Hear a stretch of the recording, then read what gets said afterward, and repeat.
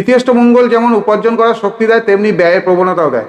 শুভগ্রহের দ্বারা অনুগৃহীত হলেও জাতকের অপব্যয় হয়। সাহসিক কাজ, যন্ত্রশিল্প প্রভৃতি থেকে জাতকের অর্থগম হতে পারে। এই যোগে সহসা অর্থ বা সম্পত্তি প্রাপ্তিও অসম্ভব নয়। এছাড়া মঙ্গল ধনভাবে থাকলে নির্ধন, নির্দয়, প্রবাসী, বিবাদপ্রিয়, মন্দবুদ্ধি, দ্রুত ক্রীড়াসক্ত, নারীজ্ঞ হয়। স্বক্ষেত্রে বা তুঙ্গক্ষেত্রে থাকলে অশুভ ফল হয় না, কিন্তু শাস্ত্রে ধনভাবস্থ মঙ্গলকে নিষ্ফল বলা হয়েছে।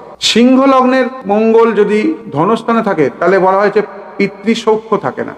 সিংহ লগ্নের তো মঙ্গল হচ্ছে রাজ্যকারক, তা সত্ত্বেও বলা হয়েছে মঙ্গল যদি দ্বিতীয় থাকে, মঙ্গল তো নবমপতি, নবমপতি থেকে পিতা বিচার হয়, সিংহ লগ্নের নবমপতি মঙ্গল, সে যদি দ্বিতীয় থাকে তাহলে বলা হয়েছে পিতৃসৌখ্য থাকে না। যদি রবি, বৃহস্পতি, শুক্র অথবা চন্দ্রের দ্বারা অনুগৃহীত হয় তাহলে জাতকের যথেষ্ট অর্থ উপার্জন হয়।